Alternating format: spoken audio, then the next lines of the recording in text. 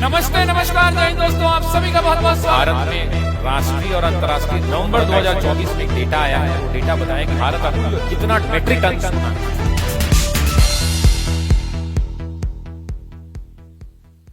नमस्ते नमस्कार जय हिंद दोस्तों, आप सभी का बहुत बहुत स्वागत। भारत में राष्ट्रीय और अंतर्राष्ट्रीय नवंबर 2024 में एक डेटा आया है। वो डेटा बताया कि भारत अब कितना मेट्रिक टन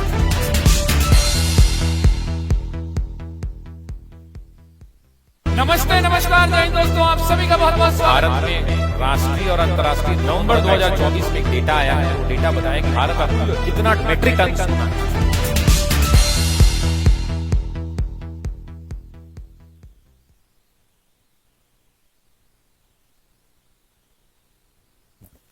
नमस्ते नमस्कार जय हिंद दोस्तों, आप सभी का बहुत बहुत स्वागत है आपके अपने प्लेटफॉर्म शशि शरण सर में। साथियों, इसी श्रृंखला की शुरुआत कर रहे हैं। रात के 9:30 बजे हमारी और आपकी मुलाकात हो रही है, लेकिन एक विशेष सूचना के साथ मुलाकात हो रही है। लेकिन उससे पहले आज देश के उन वीर जवानों के लिए हम नमन करते हैं। हम हाथ जोड़कर खड़े हैं उन भारत के तमाम वीर सपूतों के लिए जिन्होंने देश के लिए असंख्य कुर्बानियां दी हैं। तब उन्होंने बॉर्डरों पर अपनी शहादत दी है। देश के अंदर और देश की बाहर देना सेनाओं ने हमारे लिए लड़ा है, और दिन रात लड़ने के बाद इसलिए लड़ा है ताकि भारत के ये आम नागरिक, हम और आप जैसे लोग शांति से सो सके, चैन की नींद सो सके। तो उन तमाम वीर सपूतों को आज हम नमन करते हैं। साथ ही साथ आज पुलवामा हमला जो हुआ था, जो कायरों ने, बुज़दिलों ने हमारे देश के सैनिकों के ऊपर हमला किया था, छुपकर घात लगाया था, उसकी हम कड़ी निंदा करते हैं। और मन तो करता है कि जूता खोलकर जूता दिया जाए वैसे लोगों को जो ऐसी विचारधारा और मानसिकता को रहकर रहते हैं। अगर लड़ना ही है तो भारत के उन वीर बेटों से लड़ो, छाती चौला कर बता देंगे कि भारत के लाल क्या हैं। हम अपने भारत के सैनिकों के प्रति अपना सम्मान प्रकट करते हैं और उन्हें हम बताते हैं कि हम भारत के सैनिकों के साथ खड़े हैं। अब इसके बाद शुरू करते हैं इस वीडियो को। नमस्कार स्वीकार करिए, मेरा नाम है शशि शरण और आप द ऑफिसर्स एकेडमी के मंच पर लाइव हैं। मैं चाहता हूं एक बार आप तमाम लोग भारत के अंदर में ये जो 14 फरवरी को ये जो पुलवामा हमला हुआ था, इस 14 फरवरी के पुलवामा हमले के दिन, इस 14 फरवरी के पुलवामा हमले के लिए आप सब हमारे सैनिकों के बीच में आप सब क्या करें, तो आप सब हमारे सैनिकों के सम्मान में, आप सब लोग हमारे सैनिकों के सम्मान में, सब लोग सैनिकों के सम्मान में एक बार कमेंट जरूर करें। सैनिकों के सम्मान में एक बार कमेंट नहीं करें, कमेंट जरूर करें। 14 फरवरी आज वो कायरता वाला दिन है। उस दिन के लिए हम अपने सैनिकों को याद करते हैं और हम बताते हैं कि भारत मां के वीर जवान हम तुम्हारे साथ हैं। तो चलिए साथियों, अब बात करते हैं, क्लास की शुरुआत करते हैं। सबसे पहले हम शुरू करेंगे अपने पहले स्लाइड से, जो आपको पता है कि बिहार स्पेशल का क्लास होता है, जहां पे बिहार से संबंधित फैक्ट्स को हम देखते हैं और हर विषय को धीरे धीरे करने का हम लोग प्रयास करेंगे, चाहे बिहार का इतिहास हो, भूगोल हो, राज व्यवस्था हो या बिहार के करंट अफेयर्स हो। आप एक्सक्लूसिव ये सारे वीडियोस हमारे नए चैनल शशि शरण सर पर मिलेंगे आपको। आप सभी लोगों का बहुत बहुत स्वागत है, बहुत बहुत अभिनंदन है। अब चलिए क्लास को शुरू करते हैं। अब सबसे पहले बातचीत करते हैं पुलवामा में शहीद हुए हमले, बता दिया इनके बारे में, बातचीत कर ली। अब पहला प्रश्न लेते हैं। पहला प्रश्न ले चलेंगे ऑपरेशन थिएटर में सीधा इसको। प्रश्न क्या है? प्रश्न कह रहा है कि साइमन कमीशन के गठन की घोषणा कब की गई थी। यह आपके टीआरई का पूछा हुआ सवाल है। आपको भी पता है कि यह प्रश्न जो है आपका क्या है, तो यह प्रश्न साथियों टीआरई का पूछा हुआ प्रश्न है। और इस टीआरई के पूछे हुए प्रश्न में साइमन कमीशन के गठन की घोषणा की बात पूछ रहा है। क्या यह 8 नवंबर 1928 को, 8 नवंबर 1929 को, 8 दिसंबर 1927 को और 10 दिसंबर 1927 को? आपसे पूछ रहा है कि इस प्रश्न का सही उत्तर क्या हो जाएगा। इस प्रश्न का सही उत्तर क्या हो जाएगा? तो वैसी परिस्थिति के अंदर में साथियों आप सभी लोग जानते हैं कि इस प्रश्न का सही उत्तर क्या होगा। तो एक बार कमेंट करके बता दीजिए कि भाई इस प्रश्न का सही उत्तर क्या हो जाएगा। लेकिन उससे पहले हम सब लोग बातचीत करेंगे किसके ऊपर, तो हम सभी लोग बातचीत करेंगे साइमन कमीशन के ऊपर। दोस्तों, हम सभी लोग बातचीत करेंगे साइमन कमीशन के ऊपर। तो चलिए साइमन कमीशन की शुरुआत करते हैं। Let's start the class of Simon commission. लेकिन सबसे पहले साइमन कमीशन के बारे में कुछ भी बताने से पहले हम क्या बातचीत करेंगे, किस डेट के बारे में बातचीत करेंगे। तो इसकी नियुक्ति हुई थी साथियों 8 दिसंबर की 8 नवंबर। तो आप भी जानते हैं कि इस प्रश्न का सही उत्तर क्या होगा, 8 नवंबर 1928 को कि 1927 को, 1928 को कि 1927 को। वेरी गुड, वही मैं देखना चाहता था, इसलिए इस प्रश्न का उत्तर क्या जाएगा, ई विकल्प जाएगा। बहुत सारे लोग गलती कर रहे हैं। 8 नवंबर यहां भी है, 8 नवंबर है, ये दिसंबर है, गलत हो गया, ये दिसंबर है, गलत हो गया। तो साइमन कमीशन के गठन की घोषणा, आंसर क्या जाएगा, ई ऑप्शन जाएगा साथियों, ई ऑप्शन जाएगा। तो बहुत सारे लोग यहीं पर फंस गए और मैंने जानबूझकर ऐसा ऑप्शन दिया था, ना ही आपको लालच आ जाती है। आपको लालच आ जाती है 1927 देखते, 1928 तो होगा नहीं, 29 तो होगा नहीं, 27 देखा आपने मार दिया टिक। ये नहीं करना है पेपर के अंदर में, इसीलिए मैंने आपसे आज यहां पर गलती करवा दी है। अब सुनिए, जब हम साइमन कमीशन की बात करते हैं, गलती हो गई ना सबकी, सबकी गलती हो गई, हाँ जी बहुत बढ़िया। 8 दिसंबर नहीं होगा मेरे भाई, 8 दिसंबर होगा, 8 नवंबर होगा, 8 नवंबर। और 8 नवंबर यहां भी नहीं है, यहां भी नहीं है, इसलिए आंसर क्या जाएगा? आंसर ई ऑप्शन जाएगा। पहले ही क्वेश्चन में गलत कर दिया आपने तो। अब बात करते हैं, चलिए ले चलते हैं साइमन कमीशन को ऑपरेशन थिएटर में। दोस्तों सबसे पहले हम बातचीत करेंगे साइमन कमीशन के बारे में। सबसे पहला तो ये सवाल उठता है साइमन कमीशन के बारे में, जो 4 महत्वपूर्ण बातें हैं, और मैं चाहता हूं कि आप चारों प्रश्नों का उत्तर दें। साइमन कमीशन, सबसे पहले ये बात होती है कि साइमन कमीशन की नियुक्ति क्यों होती है, साइमन कमीशन की नियुक्ति क्यों होती है। इस प्रश्न का उत्तर देने के लिए हम इधर बातचीत करते हैं। आपको याद होगा साथियों कि 1909 के अंदर में क्या आया था, जरा बताना। तो 1909 के अंदर में जरा कमेंट करो क्या आया था दोस्तों। तो मॉर्ले मिंटो सुधार आया था। क्या आया था भाई? मॉर्ले मिंटो सुधार आया था। जरा एग्जाम में बताना कि मॉर्ले मिंटो सुधार से एक सवाल पूछता है दोस्तों, और मॉर्ले मिंटो सुधार का एक सवाल है कि पृथक निर्वाचन की व्यवस्था मुसलमानों के लिए यहीं पे की गई थी। इसके बाद तय हुआ कि हम 10 वर्ष के बाद समीक्षा करेंगे, और यह तय हुआ कि हम 10 वर्षों के बाद क्या करेंगे, तो 10 वर्ष के बाद इसकी साथियों क्या करने वाले हैं, तो 10 वर्षों के बाद इसकी समीक्षा करेंगे। इसकी समीक्षा की जब बात आती है साथियों, तो आप जानते हैं कि 10 वर्ष के बाद इसकी समीक्षा होती है, और फिर एक 1919 के अंदर में एक नया अधिनियम आता है, जिसे आप क्या कहते हैं, तो इसे आप मॉन्टेग्यू चेम्सफोर्ड सुधार कहते हैं। इसे आप क्या कहते हैं, तो इसे आप मॉन्टेग्यू चेम्सफोर्ड सुधार कहते हैं, मॉन्टेग्यू चेम्सफोर्ड सुधार कहते हैं। और इसी के बाद फिर यह तय होता है कि अगले 10 वर्ष के बाद पुनः समीक्षा की जाएगी, 10 वर्ष के बाद पुनः समीक्षा की जाएगी। लेकिन साथियों एक प्रॉब्लम आ जाती है।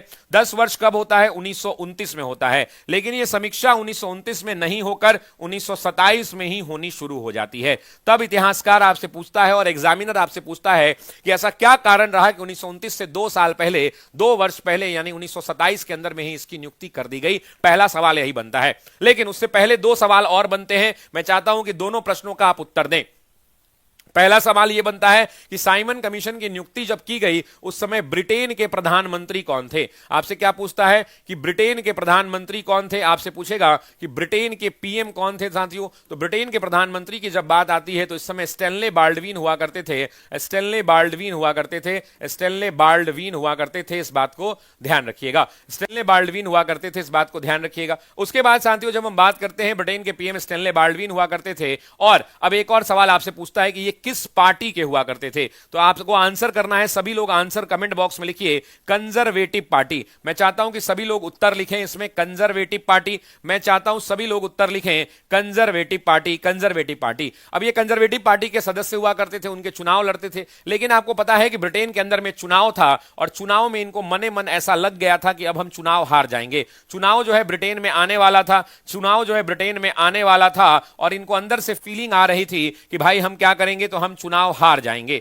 इनको ये फीलिंग आ रही थी कि हम चुनाव हार जाएंगे। अब ये आदमी चुनाव हार जाता, लेकिन उसको क्या दिक्कत थी? इसको दिक्कत थी भाई साहब, इसको दिक्कत इस बात से थी कि अगर चुनाव हार जाएगा तो इसके बाद लेबर पार्टी के लोग आएंगे, और जब लेबर पार्टी के लोग सरकार में आएंगे, इनको डर था कि जब लेबर पार्टी के लोग आएंगे या लिबरल पार्टी के लोग आएंगे, तो ऐसी परिस्थिति के अंदर में ये लोग भारतीयों के प्रति क्या रहेंगे, तो ये लोग भारतीयों के प्रति उदार रहेंगे साथियों, ये लोग भारतीयों के प्रति उदार रहेंगे। अब इनको डर था कि भारतीयों के प्रति अगर उदार रहेंगे तो कठोर फैसले नहीं हो पाएंगे, और फिर हम भारत को कहीं ना कहीं अपने हाथों से खो ना दें। इसलिए इन्होंने तय किया कि भैया हम 10 साल के बाद नहीं कराएंगे, हम 2 साल पहले ही, यानी 1929 के जगह 1927 में ही हम क्या करेंगे, तो 1927 में ही हम इस कमीशन की पुनः समीक्षा कराएंगे। तो याद जानिए, तो ये जो सबसे पहले बुलाया क्यों गया, तो आप भी जानते हैं, सब लोग जानते हैं कि 1909 वाले की समीक्षा जो है करवाई गई 1919 में। 1919 वाले की समीक्षा करानी थी 1929 में, लेकिन इसकी नियुक्ति कर दी गई 1927 में। बीपीएससी के टीआरई में साथियों सवाल आया, बीपीएससी के टीआरई में एग्जाम में क्वेश्चन आया साथियों, और टीआरई एग्जाम के अंदर में क्वेश्चन आया कि साइमन कमीशन की नियुक्ति कब की गई। एग्जाम में सवाल आएगा साथियों कि साइमन कमीशन की नियुक्ति की गई। तब तक जरा कमेंट करके बताइए तो कि साइमन कमीशन में कितने सदस्य से भारत आए थे। तो साइमन कमीशन की साथियों जब बात आती है नियुक्ति की साथियों, तो इनकी नियुक्ति कब की गई साथियों? तो नियुक्ति की गई 8 नवंबर, ये एग्जाम का पूछा हुआ सवाल है, 1927 को। जब साइमन कमीशन की नियुक्ति की गई तो इसका नाम साइमन कमीशन नहीं था। जब साइमन कमीशन की नियुक्ति की गई तो इसका नाम साइमन कमीशन नहीं था, इसका नाम था साथियों इंडियन स्टैट्यूटरी कमिटी। क्या नाम था? इंडियन स्टैट्यूटरी कमिटी इसका नाम हुआ करता था, इंडियन स्टैट्यूटरी कमिटी। और जब हम इंडियन स्टैट्यूटरी कमेटी की बात करते हैं, स्टैट्यूटरी कमेटी की बात करते हैं, इस कमेटी का गठन किया गया। और इस कमेटी के अंदर में साथियों, इस कमेटी के अंदर में जब इसका गठन किया गया तो उस समय किससे पूछताछ की गई? तो लॉर्ड इरविन से साथियों, लॉर्ड इरविन से क्या किया गया? तो इरविन से परामर्श लिया गया। इरविन भारत के, आपको भी पता है कि इस टाइम पीरियड पर वायसराय थे। और इरविन का वायसराय काल कब से, जरा कमेंट करना, 1936 से लेकर 1931 तक। लॉर्ड इरविन से जब परामर्श मांगा गया कि भाई देखो, हम भारत के लिए एक कमीशन की नियुक्ति कर रहे हैं जिसका नाम इंडियन स्टैट्यूटरी कमीशन है, और वो क्या करेगा? तो वो 1919 के मॉन्टेग्यू चेम्सफोर्ड की तो समीक्षा करेगा ही करेगा, साथ ही साथ भारत के अंदर में हो रहे प्रशासनिक और संवैधानिक सुधार पर भी चर्चा करेगा। इसने कहा कि प्रशासनिक और संवैधानिक सुधार पर भी क्या करेगा? तो चर्चा करेगा। तो लॉर्ड इरविन से जब इन्होंने बात करी कि भाई हम क्या करने वाले हैं, तो हम भारत के अंदर में संवैधानिक सुधारों पर चर्चा करने वाले हैं। हम भारत के अंदर में जो संवैधानिक सुधार होंगे उन सुधारों पर चर्चा करने वाले हैं। साथ ही साथ हम भारत के अंदर में प्रशासनिक सुधारों पर हम भारत के अंदर में प्रशासनिक सुधारों पर चर्चा करने वाले हैं, प्रशासनिक सुधारों पर चर्चा करने वाले हैं। और साथ ही साथ साथियों इन्होंने कहा कि हम 1919 के मॉन्टेग्यू पर भी हम क्या करने वाले हैं? उस रिपोर्ट की समीक्षा करने वाले हैं। इन दोनों पर तो चर्चा करने वाले हैं, इन दोनों पर तो चर्चा करने वाले हैं, और इस पर हम क्या करने वाले हैं? तो इस पर हम समीक्षा करने वाले हैं। और वैसी परिस्थिति के अंदर में इन्होंने तय कर लिया कि हम संवैधानिक सुधारों के ऊपर चर्चा करेंगे और 1919 के मॉन्टेग्यू चेम्सफोर्ड की हम समीक्षा करेंगे। तो इरविन से पूछा गया कि इरविन क्या किया जाए? तो इरविन बहुत चतुर आदमी था साथियों, याद रखिएगा, इरविन बहुत चतुर आदमी था। इरविन ने इनको परामर्श दिया, और जानते हैं क्या परामर्श दिया? इरविन ने कहा कि आप इस कमीशन से, इन्होंने कहा कि इस कमीशन से या इस कमेटी से भारतीयों को बाहर रखें। इसने कहा कि इस कमेटी से भारतीयों को बाहर रखें। अब मुझे एक बात बताइए, एग्जाम में एक सवाल आता है साथियों, एग्जाम में एक सवाल आता है कि किसके अनुशंसा पर, एग्जाम में सवाल पूछेगा कि किसकी अनुशंसा पर साइमन कमीशन से या इंडियन स्टैट्यूटरी कमेटी से भारतीयों को बाहर रखा गया? तो क्या आंसर होगा? आंसर क्या होगा भाई? क्या आंसर होगा? आंसर होगा लॉर्ड इरविन। अब सुन लीजिए, जब इस समिति की नियुक्ति की गई साथियों, जब इस समिति की नियुक्ति की गई तो कहा गया कि इस समिति की अध्यक्षता कौन करेंगे? ऐसी परिस्थिति के अंदर में कहा गया कि इस समिति की अध्यक्षता कौन करेंगे? तो ऐसी परिस्थिति के अंदर में साथियों इस समिति के जो सदस्य थे, इसमें कहा गया कि कुल टोटल कितने सदस्य होंगे? तो कुल 7 सदस्य होंगे। और इसके अंदर में अध्यक्षता जो दी गई, अध्यक्ष किसको बनाया गया? तो अध्यक्ष बनाया गया साथियों सर जॉन साइमन को। सर जॉन साइमन को क्या किया गया? तो सर जॉन साइमन को इसका अध्यक्ष बनाया गया। और आप जान के हैरान रह जाएंगे साथियों, आप जान के हैरान रह जाएंगे कि ये जो जॉन साइमन थे, इन्होंने अपने नाम पर इस रिपोर्ट को जारी किया, और ऐसी परिस्थिति के अंदर में इसे साइमन कमीशन कहा जाता है। अब सवाल ये उठता है साथियों, सवाल ये उठता है कि सर जॉन साइमन जो ये सदस्यीय कमेटी लेकर के आ रहे हैं, जो 7 सदस्यीय है, तो इसको अंग्रेजों ने इसमें एक भी भारतीयों को शामिल नहीं किया। और मुझे बताओ कि ये कब डेट है? 8 नवंबर 1927 को है। जैसे ही 8 नवंबर 1927 को ये सदस्यों का नाम आया तो पता चला कि इसके अंदर में एक भी भारतीय सदस्य क्या है? इस कमीशन के अंदर में एक भी भारतीय को शामिल नहीं किया गया। यह भी आपको घटना चक्र के ऑप्शन में मिलेगा, एक भी भारतीयों को शामिल नहीं किया गया। मैं यहां पर आपको एकदम बिल्कुल शामिल नहीं किया गया। यहां पर जब बात उठती है कि जब शामिल नहीं किया गया तो कांग्रेस ने यह तय किया कि हम इसका क्या करेंगे? तो कांग्रेस ने तय किया कि कांग्रेस का अधिवेशन हुआ। जरा बताना कि कांग्रेस का अधिवेशन 1927 के अंदर में कहां हुआ? तो 1927 में कांग्रेस का अधिवेशन मद्रास में हुआ। और मद्रास में साथियों अध्यक्ष कौन बने साथियों? तो जरा बताना, डॉक्टर एम ए अंसारी। अपना नाम भूल जाना लेकिन इनका नाम याद रखना, अपना नाम भूल जाना लेकिन इनका नाम याद रखना। डॉक्टर एम ए अंसारी इसके अध्यक्ष बने थे। और इस अधिवेशन के अंदर में चर्चा हुई, और चर्चा के बाद यह तय हुआ कि हम साइमन कमीशन का भारत में क्या करेंगे? तो हम साइमन कमीशन का भारत में विरोध करेंगे। इन्होंने तय किया कि हम साइमन कमीशन का क्या करने वाले हैं? तो हम साइमन कमीशन का विरोध करेंगे। विरोध करने के बाद इसी पर नारा दिया गया, इसी पर एक नारा लिखा गया साथियों, और वो नारा क्या था? साइमन वापस जाओ। वो नारा एग्जाम में पूछेगा क्या था? तो साइमन गो बैक, यानी यानी साइमन वापस जाओ का नारा दिया साथियों, साइमन वापस जाओ का नारा दिया। एग्जाम में एक और सवाल पूछेगा साथियों आपसे, और आपसे कहेगा कि यह नारा जो है किसने लिखा, तो सभी लोग कमेंट करेंगे यूसुफ मेहर अली। मैं चाहता हूं कि सभी लोग कमेंट करें यूसुफ मेहर अली, यूसुफ मेहर अली ने इसको लिखा था, सभी लोग कमेंट करें यूसुफ मेहर अली।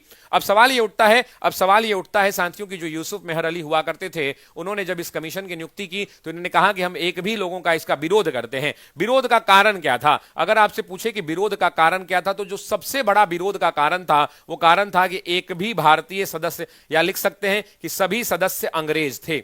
सभी सदस्य क्या थे दोस्तों? तो सभी सदस्य क्या थे? तो सभी सदस्य अंग्रेज थे, यानी एक भी भारतीयों को शामिल नहीं किया गया। तब डॉक्टर अंसारी ने कहा कि भारत का आप संवैधानिक विकास देखना चाहते हैं, भारत का आप प्रशासनिक विकास देखना चाहते हैं, भारत के मॉन्टेग्यू चैम्सफोर्ड सुधार की समीक्षा करना चाहते हैं, और आप एक भी भारतीय को शामिल नहीं कर रहे हैं, ये क्या है भाई, ये तो नहीं चलेगा। और ऐसी परिस्थिति के अंदर में देश में इसका विरोध होना शुरू हो गया। लेकिन जानते हैं ना, देश में दो तरह का विरोध हुआ। जब इसका विरोध होना शुरू हुआ तो कुछ लोग विरोध कर रहे थे, तो कुछ अपने लोग पीठ में खंजर घोंपते हैं, और यहां भी अपने भारतीय लोग जो है, कुछ लोग भारत के लोग जो है पीठ में खंजर घोंप रहे थे, और इन्होंने कुछ लोगों ने समर्थन भी किया। एग्जाम में यहां से कई बार सवाल पूछे गए, 4-4, 5-5 सवाल यहां से पूछे गए हैं इन समर्थन वालों से। लेकिन उससे पहले हम बातचीत करेंगे, और आपको समझ में भी आना चाहिए कि ये जो 7 सदस्य हुआ करते थे, ये अंग्रेजों के यहां जो 7 सदस्य आते थे, ये 7 सदस्य साइमन कमीशन के कौन थे? तो सबसे पहला अगर आपको नाम बोलूं तो आप क्या कहेंगे? Sir John Simon. मैं चाहता हूं कि सातों नाम आज याद कर लें क्लास के अंदर में आप। Sir John Simon, sir John Simon साथियों, इस बात को ध्यान रखिएगा, सर जॉन साइमन। अब आपको पूछेगा कि नेतृत्व कौन कर रहे थे, तो यही आदमी नेतृत्व कर रहा था। दूसरा, एग्जाम में एक और सवाल पूछेगा, एग्जाम में साथियों एक और सवाल पूछेगा, आपसे पूछेगा कि सबसे महत्वपूर्ण, एग्जाम का पूछा हुआ सवाल है कि सबसे महत्वपूर्ण सदस्य कौन था। तो याद रखिएगा, यहां पर व्यक्ति हुआ करते थे जिनका नाम था क्लीमेंट एटली साथियों, क्लीमेंट एटली हुआ करते थे, क्लेमेंट एटली हुआ करते थे। और ये जो एटली हुआ करते थे साथियों, आपको ही पता है कि लेबर पार्टी के मेंबर थे। एग्जाम में ये भी पूछता है कि लेबर पार्टी के मेंबर थे, और ये सबसे महत्वपूर्ण सदस्य। आपसे एग्जाम में पूछेगा, जरा बताना कमेंट करके कि साइमन कमीशन के अंदर में महत्वपूर्ण, सबसे महत्वपूर्ण सदस्य क्यों था भाई, कौन था? तो आप क्या कहेंगे? आप कहेंगे साथियों उस समय वहां के विरोधी दल के सबसे बड़े नेता क्लेमेंट एटली हुआ करते थे। उसके अलावा साथियों अगर हम बात करें तो जॉर्ज रिचर्ड लेन फॉक्स हुआ करते थे, जॉर्ज रिचर्ड लेन फॉक्स हुआ करते थे, जॉर्ज रिचर्ड लेन फॉक्स हुआ करते थे। और लेन फॉक्स के साथ काम करने वाले इनकी करीबी मित्रों में से एक, इनके करीबी मित्रों में से एक साथियों आपको याद होगा डोनाल्ड स्टर्लिन पामर हैवर्ड हुआ करते थे। डोनाल्ड स्टर्लिन हैवर्ड पावर हुआ करते थे, हैवर्ड पावर हुआ करते थे, हैवर्ड पावर हुआ करते थे। ये इनके करीबी मित्र हुआ, पामर हैवर्ड लिखना चाहिए, पामर हैवर्ड हुआ करते थे, मैंने उल्टा लिख दिया, पामर हैवर्ड हुआ करते थे। उसके अलावा अगर हम पांचवा नाम बात करें साथियों, तो पांचवा नाम साइमन के अपने कैबिनेट के, साइमन के अपने सदस्यों के सबसे करीबी लोग, जिनका नाम था बॉर्नॉन हॉटशॉन। कौन हुआ करते थे? बॉर्नॉन हॉटशॉन हुआ करते थे साथियों, बॉर्नॉन हॉटशॉन हुआ करते थे। बॉर्नॉन हॉटशॉन इसके अंदर में सदस्य हुआ करते थे। और आप जानते हैं कि सबसे ज्यादा भारत में किसी व्यक्ति ने साइमन कमीशन के अंदर में मेहनत की, तो सबसे ज्यादा हॉटशॉन और हैरी लेवी लॉन्सन हुआ करते थे। हैरी लेवी लॉन्सन ये छठे सदस्य थे, हैरी लेवी लॉन्सन। इन दोनों लोगों ने सबसे ज्यादा बॉम्बे में, इन्हीं दो लोगों ने सबसे ज्यादा बॉम्बे में विरोध झेला था, इस बात को याद रखिएगा, लॉन्सन हुआ करते थे। उसके बाद जब ये बॉम्बे से जब जो है लाहौर के अंदर में लाठियां चली थी, तो वहां पर सबसे ज्यादा उग्र जो व्यक्ति थे वो सेसिल जॉर्ज कार्डिगन हुआ करते थे, सेसिल जॉर्ज कार्डिगन हुआ करते थे, सेसिल जॉर्ज कार्डिगन हुआ करते थे, इस बात को ध्यान रखिएगा।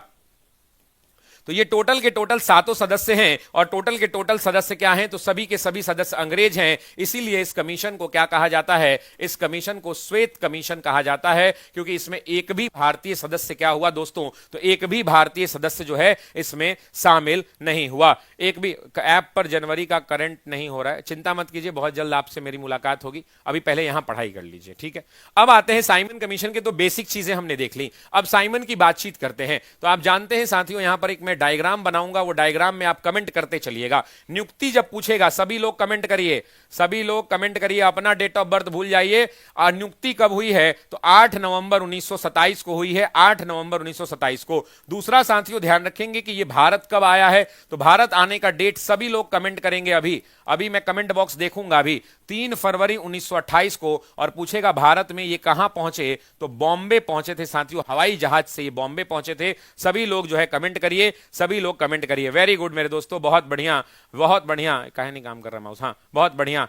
पढ़ते क्या हो आंखों में मेरी कहानी, एटीट्यूड में रहना तो आदत है मेरी पुरानी, क्योंकि हम द ऑफिसर्स एकेडमी वाले हैं। थैंक यू मेरे भाई। एटीट्यूड में रहने से नहीं होगा बेटा, पढ़ाई करिए मेरे भाई, पढ़ना ज्यादा जरूरी है ना।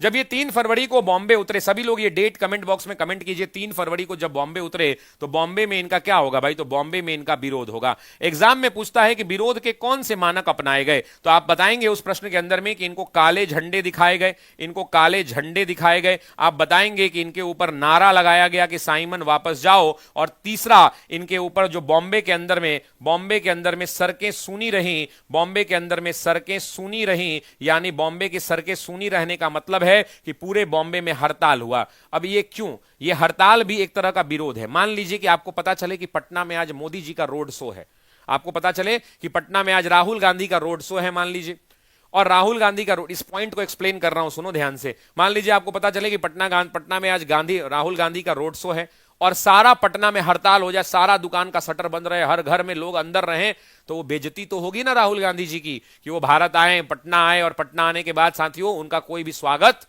नहीं हुआ। इसीलिए कल कारखाने जब बंद होते हैं, जब सड़कें सुनी होती हैं, तो वो एक विरोध का तरीका होता है, ठीक है, वो विरोध का तरीका होता है। इसके बाद रूट चार्ट आपको मैंने क्लास में पढ़ाया है, और आप जानते हैं कि ये लोग सबसे पहले कहां पहुंचे, तो ये लोग सबसे पहले बॉम्बे में पहुंचे। बॉम्बे से ये कहां गए दोस्तों, तो बॉम्बे से ये दिल्ली गए, दिल्ली में भी इनका विरोध प्रदर्शन हुआ। दिल्ली के बाद ये लखनऊ गए, और आपको पता है एग्जाम में पूछेगा आपसे कि लखनऊ में विरोध प्रदर्शन किसने किया, तो जरा बताना। लखनऊ के अंदर में सबसे ज्यादा विरोध प्रदर्शन उग्रता के साथ पंडित जवाहरलाल नेहरू और उनके साथ जीबी पंत यानी गोविंद बल्लभ पंत ने किया। ध्यान रखिएगा कि विरोध प्रदर्शन में लाठियां किसको लगी, एग्जाम में पूछता है कि नेहरू को लाठियां कहां लगी थी, तो गोविंद बल्लभ पंत ने यहां पर, और पंडित जवाहरलाल नेहरू। चलो इतना डिटेल मत चलिए। लखनऊ के बाद ये लोग सीधा पटना पहुंचे, पटना में मौलाना मजहर उल हक ने विरोध प्रदर्शन किया। पटना के बाद साथियों ये लोग कहां गए, तो कलकत्ता गए, कलकत्ता में भी इन लोगों का विरोध प्रदर्शन हुआ। कलकत्ता के बाद ये सीधा उड़ीसा गए, उड़ीसा से साथियों ये कराची गए, उड़ीसा से साथियों ये कराची गए, और कराची से ये पहुंचे लाहौर। लाहौर की सड़कों पर एक घटना हो गई, जिस घटना ने हम सब की आंखों में पानी उतार दिया। वो घटना क्या थी मेरे दोस्तों, तो लाहौर के अंदर में इस विरोध प्रदर्शन का नेतृत्व कौन कर रहे थे, तो लाला लाजपत राय कर रहे थे। कौन कर रहे थे, लाला लाजपत राय कह रहे थे। और लाला लाजपत राय के ऊपर जब अंग्रेजों की लाठियां गिर रही थी, तो लाला लाजपत राय ने कहा कि मेरे ऊपर पड़ा, मेरे ऊपर किया गया लाठियों का एक एक प्रहार। लाला लाजपत राय ने कहा था कि अंग्रेज जब उनके ऊपर लाठियां बरसा रहे थे, वहां पे एसपी कौन था, तो आपको भी पता है कि वहां पे एएसपी सैंडर्स हुआ करते थे, और एएसपी सैंडर्स की लाठियों से जब लाला लाजपत राय को चोट लगी, तो लाला लाजपत राय को जब एएसपी सैंडर्स की लाठियों से चोट लगी, तो लाला लाजपत राय ने अंग्रेजों को चेतावनी देते हुए कहा कि मेरे ऊपर किया गया लाठियों का एक एक प्रहार ब्रिटिश हुकूमत की, ब्रिटिश सरकार की ताबूत की आखिरी कील साबित होगा। यह कहने वाला कोई और नहीं, ये पंडित नहीं, लाला लाजपत राय हुआ करते थे। लाला लाजपत राय की इनकी लाठियों से चोट लगी, और लाठियों से चोट लगने के बाद इनकी मृत्यु हो गई। एग्जाम में आपसे पूछेगा इनकी मृत्यु कब हुई, तो सभी लोग कमेंट करेंगे 17 नवंबर 1928 को इनकी मृत्यु हुई। कब मृत्यु हुई, तो 17 नवंबर 1928 को इनकी मृत्यु हुई। इस बात को ध्यान रखना है। जब इनकी मृत्यु हुई तो एक व्यक्ति थे जिनका नाम था मोतीलाल नेहरू। मोतीलाल नेहरू फूट फूट कर रोए और कहा कि जानते हैं ये कौन है, लाला लाजपत राय। लाला लाजपत राय जिनको पंजाब केसरी के नाम से जानते हैं। आपके गांव में जो पीएनबी बैंक है, उस पीएनबी बैंक के ये सह संस्थापक रहे हैं नेहरू ने, मोतीलाल नेहरू ने कहा कि Prince among the peace maker. Exam में सवाल पूछेगा,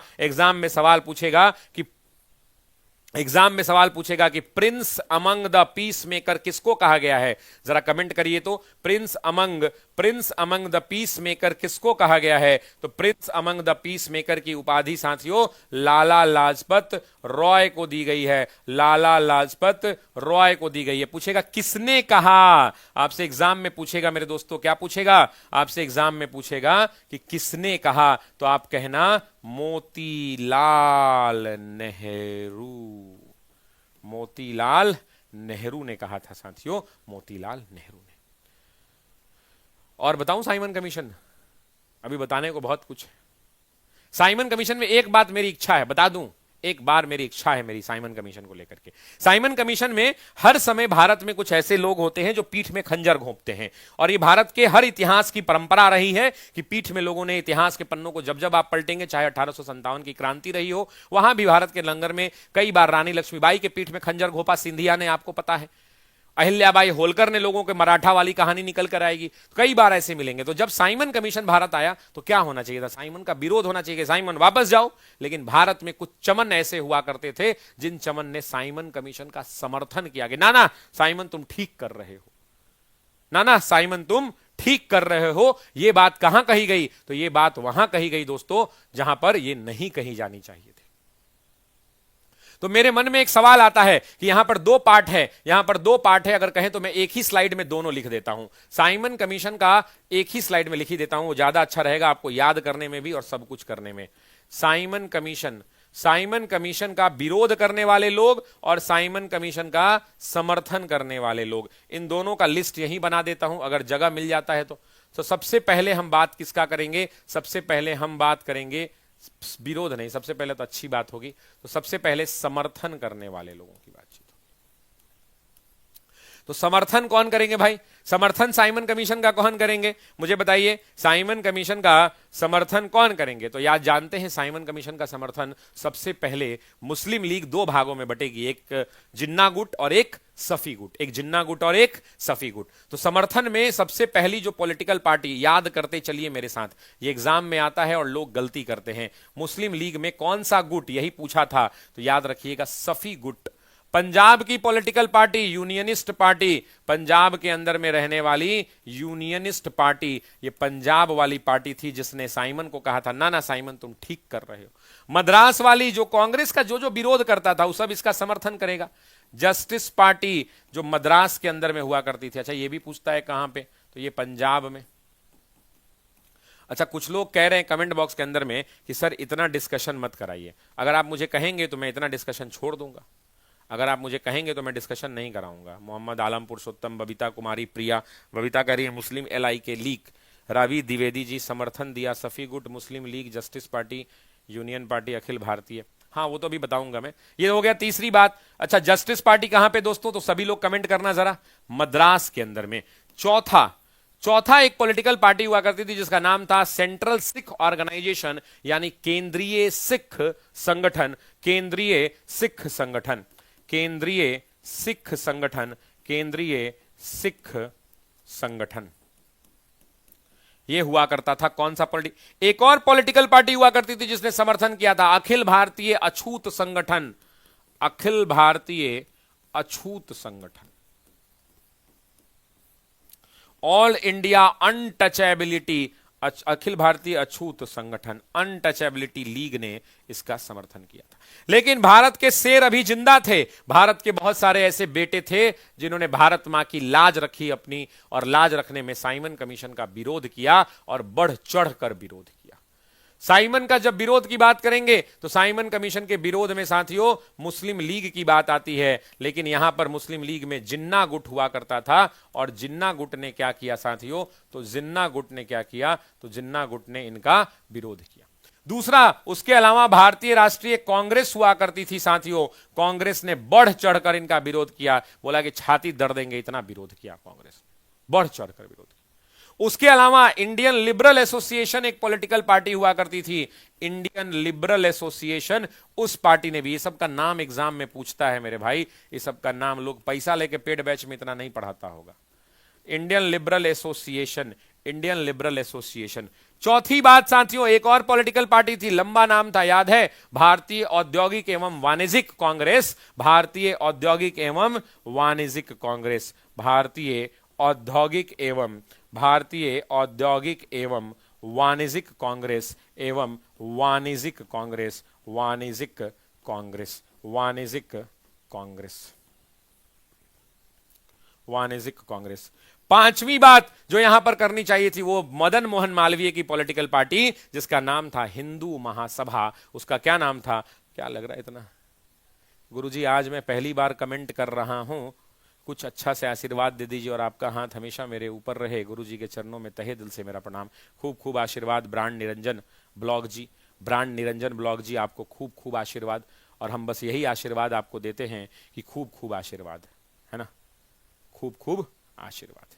ठीक है, चलिए अब जो अगली पॉलिटिकल पार्टी है वो पॉलिटिकल पार्टी है हिंदू महासभा की। अच्छा, एक सवाल पूछूं, यहां पे मेरे मन में एक सवाल है जो मैं पूछना चाहता हूं। मैंने आपको पेड बैच में पढ़ाया है, जरा मुझे बताना, एक पार्टी हुआ करती थी जिसका नाम था कृषक प्रजा पार्टी। एक सवाल आता है जहां पे कृषक प्रजा पार्टी एक होता था कृषक प्रजा पार्टी। कोई बता सकते हैं कि कृषक प्रजा पार्टी जो हुआ करती थी उसके संस्थापक कौन थे?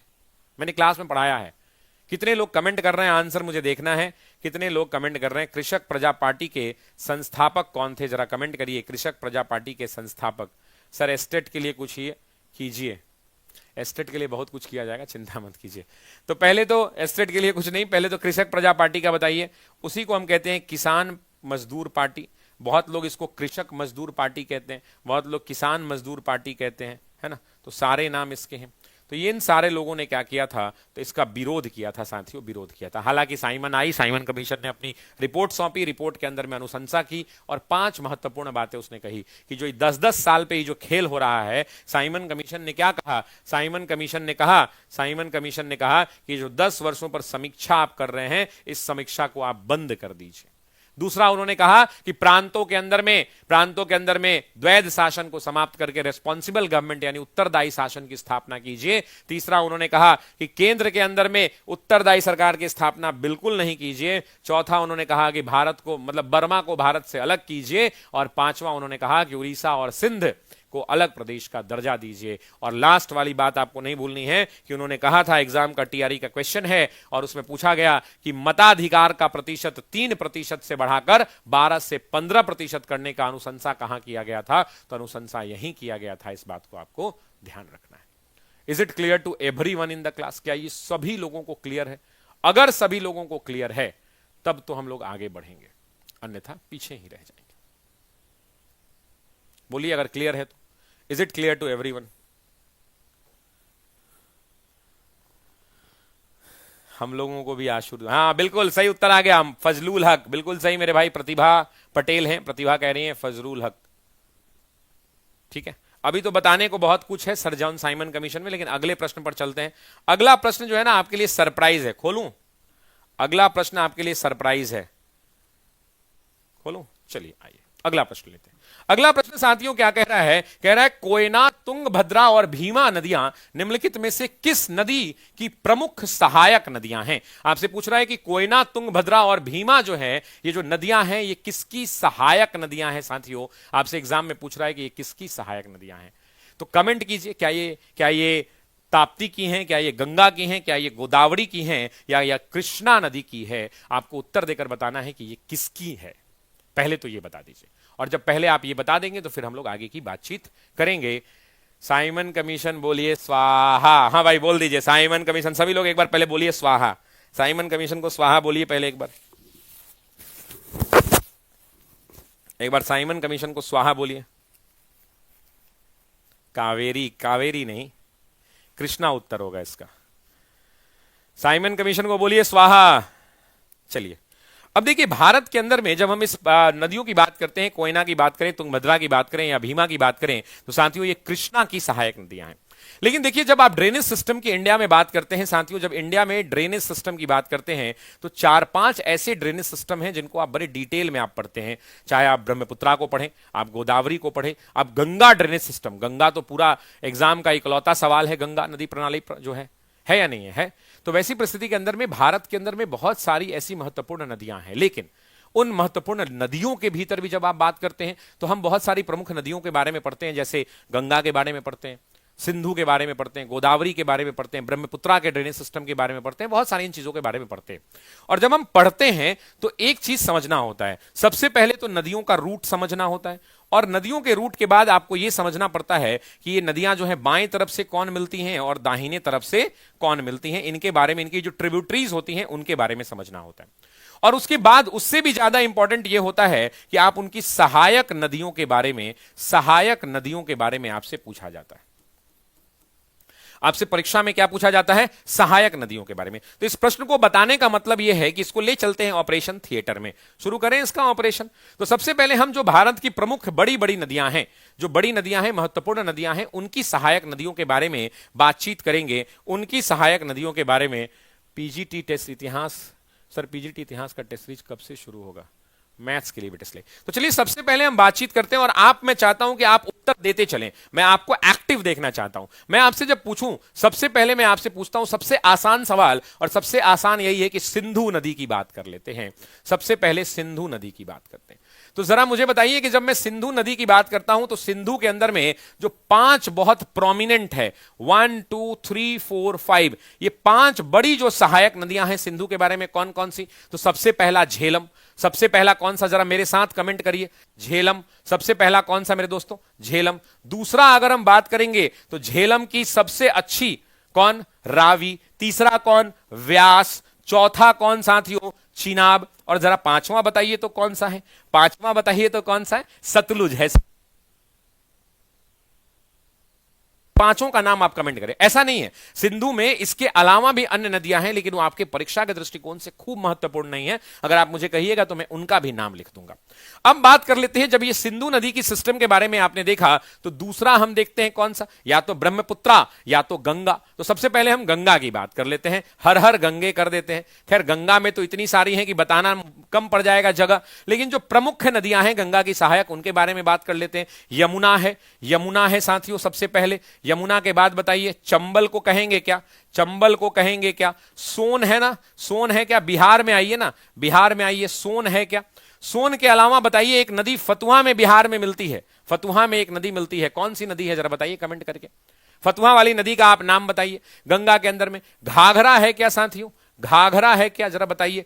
बूढ़ी गंडक और गंडक है क्या, गंडक है क्या, गंडक है या नहीं ये जरा कमेंट करके बताइए। गंडक है या नहीं। दामोदर है या नहीं, महाकाली है या नहीं, दामोदर है या नहीं जरा बताइए। दामोदर नदी है या नहीं, महाकाली है कि नहीं जरा ये भी कमेंट करके बताइए। महाकाली है कि नहीं, महाकाली नदी है कि नहीं। उसके अलावा आप बताइए कोसी है कि नहीं। सबसे अंतिम में पहुंच जाइए तो रामगंगा है कि नहीं, कोसी है कि नहीं जरा बताइए 90वें नंबर पे। ये वाला आंसर अभी तक नहीं आया भाई, ये वाला आया नहीं अभी तक। 10वें नंबर पे बताइए रामगंगा है कि नहीं भाई, रामगंगा है कि नहीं। अच्छा एक और बात बता दीजिए, जब बात निकली ही है तो गंगा को, जब ये गंगा बांग्लादेश में चली जाती है तो इस बांग्लादेश वाली गंगा को हम क्या कहते हैं, कमेंट करके बताइए कि बांग्लादेश वाली जो गंगा है उसको हम क्या कहते हैं। अच्छा देव नदी के बारे में कोई जानते हैं क्या, देव नदी कोई कमेंट करेंगे क्या इसमें जरा बताना। देव नदी कोई कमेंट करेंगे क्या, देव नदी पर आपका क्या ओपिनियन है, ये गंगा की है ये सहायक या नहीं है ये बता दीजिए। अच्छा गोमती के बारे में बहुत सारे लोग कह रहे हैं गोमती नदी है या नहीं। तो ऐसी तमाम बड़ी बड़ी, ये चौथा का आंसर नहीं आया अभी तक। पुनपुन, पुनपुन में मिलती है, नदी का नाम हम पूछ रहे हैं। पुनपुन में तो वो मिलती है मैं बताऊंगा, लेकिन नदी का नाम मैं पूछ रहा हूं। जगह तो सब जानते हैं, बीपीएससी का फेवरेट क्वेश्चन है। पुनपुन में मिलती है लेकिन नदी, नदी कौन सी है, नदी कौन सी है ये बताइए। पुनपुन में तो मिलती है लेकिन नदी कौन सी है ये बताना इंपॉर्टेंट है आपके। चलिए अब एक और बात कर लेते हैं साथियों, और थोड़ा आगे बढ़ते हैं, और थोड़ा आगे बढ़ते हैं। अब जब इससे हम थोड़ा आगे बढ़ेंगे तो अगली ड्रेन सिस्टम जिसके बारे में लोग पूछते हैं, यमुना, यमुना के बारे में बातचीत करते हैं। यमुना की जब हम बात करेंगे, तीसरा सबसे इंपॉर्टेंट यमुना। यमुना में मेरे साथ याद करते चलिए, और यमुना में तो सबसे पहला नंबर 1 कौन, टोन्स। सभी लोग कमेंट कीजिए नंबर 1 कौन, टोन्स। नंबर 2 पे कौन जरा बताइए, हिंडन। हिंडन होगा या नहीं होगा जरा कमेंट करके बताइए। तीसरा कौन, चंबल। चौथा कौन, केन बेतवा। कुछ याद आ रहा है, स्कूल में पढ़ा था आपने, सिंध बेतवा केन बेतवा। और एक ही लाइन में लिखता हूं नहीं तो ज्यादा जगह चला जाएगा। केन प्रमुख नदियां हैं, और भी बहुत सारी हैं, अगर आप कहेंगे तो एक दो और लिख सकते हैं हम लोग, है ना। यमुना के बाद जब आगे बढ़ते हैं, गंगा हो गया, यमुना हो गया, सिंधु हो गया, अब क्या बचा, सोन बचा। सोन, बिहार वाला सोन। सोन के बारे में जरा कमेंट करके बताइए, सोन के बारे में जरा कमेंट करके बताइए मेरे दोस्तों, सोन नदी के बारे में। सोन की ट्रिब्यूटरीज कौन कौन सी हैं, 5 ही बताइए, ज्यादा नहीं। 1 2 3 4 5, मैं देखना चाहता हूं कमेंट बॉक्स के अंदर में 5 नाम याद होना चाहिए। जोहिला, गोपद, जोहिला गोपद याद रखना चाहिए। पहला जोहिला, दूसरा गोपद, और गोपद के बाद एक और नाम याद होगा आपको, याद है, रॉ से कुछ नाम था, याद है, रिहंद। रिहंद हुआ करता था, रिहंद हुआ करता था। कन्हार आपको याद है, कन्हार नदी याद है? कन्हार किसकी ट्रिब्यूटरी है? सोन की है। और कोयल नदी आती है, केवल कोयल नहीं, उत्तरी कोयल, उत्तरी कोयल अगर आप कहेंगे तो उत्तरी कोयल किसकी है? तो उत्तरी कोयल भाई सोन की है। अब सोन के बाद आगे बढ़ जाते हैं थोड़ा, अब पांचवा एक और सिस्टम के बारे में बातचीत कर लेते हैं। वो कौन सी है? सबसे इंपॉर्टेंट, ब्रह्मपुत्रा। लेकिन ब्रह्मपुत्रा इतना जगह में नहीं हटेगा, तो ब्रह्मपुत्रा के जगह एक काम कर लेते हैं, ले लेते हैं हम लोग नर्मदा, ले लेते हैं नर्मदा। नर्मदा के अंदर में भी 5 नाम, लिखने को तो मैं 6-7 लिखूं, लेकिन आपके लिए भी इंपॉर्टेंट होना चाहिए, वही 5। नर्मदा की 5 बताइए। अमरकंटक से निकलती है, वो सब अलग बात है, वो जब हम ड्रेनेज सिस्टम पढ़ेंगे ना तो उस समय बातचीत करेंगे। हिरन, बरना, मान, हटनी। हिरन, बरना, हिरन, बरना, बरना, मान, मान के अलावा हटनी, और हटनी के अलावा 2 और प्रोमिनेंट नहीं, 2 बताना पड़ेगा। हटनी के अलावा बंजार और कोलर, बंजार और कोलर। अच्छा, कोलर की जब बात हो रही है तो एक और नदी है, आपको याद है, अंग्रेजों टाइप का नाम है, याद है? Burner, burner. ये सारी किसकी हैं साथियों? तो ये सारी जो है नर्मदा की है। अब नर्मदा से आगे आते हैं तो अगला पेज लेते हैं, और बड़ा पेज चाहिए, क्यों? क्योंकि हम बात करेंगे किस नदी सिस्टम की, किस ड्रेनेज सिस्टम की? तो नर्मदा के बाद हम बात करेंगे ब्रह्मपुत्रा की साथियों। किसकी? तो ब्रह्मपुत्रा नदी की। आइए बातचीत। अच्छा, पहले तो ये कमेंट में बताइए कि ब्रह्मपुत्र जो है ये कहां से निकलती है, उसके बाद ट्रिब्यूटरीज की बात करेंगे, जरा बताइए। और ब्रह्मपुत्र में कम से कम कितनी ट्रिब्यूटरीज? तो 1 2 3 4, उसके अलावा आइए 5 6 7 8, और जगह बचा तो 1 2 उसका सब ट्रिब्यूटरीज भी देख लेंगे। कहिएगा तो हमको कोई दिक्कत नहीं है। 8 है ना, लीजिए 9 10 11 12, 12 को लिख देते हैं, मिजाज हरियर हो जाएगा। शुरू करते हैं सबसे पहले। तो सबसे पहले हम बात करेंगे तो कौन सी नदी? कामेंग। सबसे पहले कौन सा? तो कामेंग। कामेंग के बाद जो दूसरी इंपॉर्टेंट नदी, बेलसीर। दूसरी कौन सी? बेलसीर। तीसरी याद है जो ब्रह्मपुत्रा में आकर मिलती है, वो कौन सी नदी तीसरी? तो धनसीरी। धनसीरी है जो तीसरी नदी है, धनसीरी। धनसीरी के अलावा चौथा नाम बताइए। तो चौथा आप कहेंगे मानस। मानस भी कहां आती है? तो मानस भी ब्रह्मपुत्रा में आके मिलती है। पांचवा आपसे पूछूंगा तो आप कहेंगे संकोच नदी साथियों, संकोच नदी। छठा आपसे पूछूंगा तो आप कहेंगे साथियों क्या? तो आप कमेंट करेंगे। तीसरा कमेंट आ रहा है कि नहीं आ रहा है? कमेंट आ रहा है ना? नक्शा अभी लगाते हैं, तुरंत तुरंत मैप भी लगाते हैं भाई। देखो मैप लेके आए हैं, तुम चिंता ना करो, अभी मैप भी लगाते हैं। अगली क्लास से तो मैप भी आ जाएगी। अभी लास्ट में मैप मिला है, मैप भी लेके आया हूं, आप चिंता मत कीजिए, एकदम मैप में दिखाता हूं आपको तुरंत 2 मिनट में। तिस्ता हो गया। अब तिस्ता के बाद जब आप आगे बढ़ेंगे तो तिस्ता के बाद डिब्रू और दिहिंग को तो आप छोड़ नहीं सकते हैं, तो डिब्रू कर लीजिए, डिब्रू और दिहिंग। अब कितना बच गया भाई? तो अभी भी 4 बचा हुआ है। तो सबसे पहले सुबनसिरी, आपको याद होगा, सुबनसिरी, इसका नाम तो आप भूल नहीं सकते हैं, ये भी आई है, इसको जरूर याद रखिएगा। उसके बाद कौन सी? तो बूढ़ी और दीखू, ये भी आपको ध्यान रखना होगा। बूढ़ी गंडक वाली, बूढ़ी नहीं, बूढ़ी और दीकू। और भी एक और नदी छूट रहा है कोई? कामेंग हो गया, बेलसीर हो गया, धनसीरी हो गया, मानस हो गया, संकोच हो गया, सुबनसिरी हो गया, दिहिंग हो गया, कलंग हो गया। अब एगो नहीं याद आ रहा है, उसको छोड़ दीजिए, ठीक है। तो ये 6 नदियां हैं। अब ब्रह्मपुत्रा के बाद अगले ड्रेनेज सिस्टम की बात करते हैं, जो छोटे छोटे ड्रेनेज सिस्टम हैं उनके बारे में। जैसे आप बात कर लीजिए गोदावरी के बारे में। तो गोदावरी में ज्यादा नहीं, गोदावरी में जो एग्जाम में पूछता है सिर्फ उतना ही गोदावरी में बात करेंगे, गोदावरी में सिर्फ उतना ही बात करेंगे, ठीक है। गोदावरी। अब गोदावरी में 5 को खाली नाम आप ही बता दीजिए, मैं देखता हूं सबसे पहले उत्तर किसका आता है। मैं वेट करूंगा। 1 2 3 4 और 5, 5 नाम बताइए। थोड़ा नजदीक लिख लेता हूं, छोटे छोटे नाम हैं। 4 और 5, 5 बताइए गोदावरी के अंदर में, सिर्फ 5, ज्यादा नहीं। कौन कौन सा? वेन गंगा, पेन गंगा, ये तो 2 को पहले आना चाहिए, पहले तो 2 को आना चाहिए। कौन कौन सा भाई? तो वेन गंगा और दूसरा इसके साथ साथ पेन गंगा।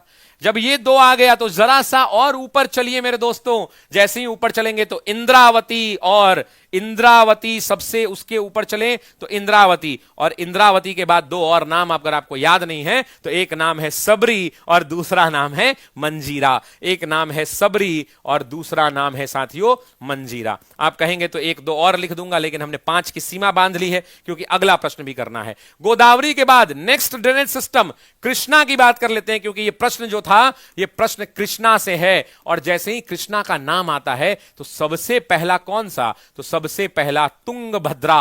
सबसे पहला कौन सा भाई, तो सबसे पहला तुंगभद्रा। उसके बाद दूसरा कौन सा, तो घाट प्रभा। घाट प्रभा दूसरा कौन सा, तो घाट प्रभा। तीसरा आपसे पूछेगा कौन सा, तो कहना हम ऑफिसर्स एकेडमी वाले हैं, ऑफिसर्स एकेडमी वाले हैं, कोयना। चौथा आपसे पूछेगा कि कौन सा, तो कहना भीम, भीम कहना। पांचवा आपसे पूछेगा कौन सा, तो आप कहना मूसी कहना। और एक और इंपॉर्टेंट नाम है, उसको छोड़ नहीं सकता हूं, मजबूरी है, और वो नाम कौन सी है, तो माल प्रभा है साथियों। घाट प्रभा के ठीक पैरेलल लिख लीजिए माल प्रभा। तो ये इतने आपको नाम याद होने चाहिए, और अगली क्लास में मैप लगा दूंगा, मैप लगा के बता दूंगा, ठीक है।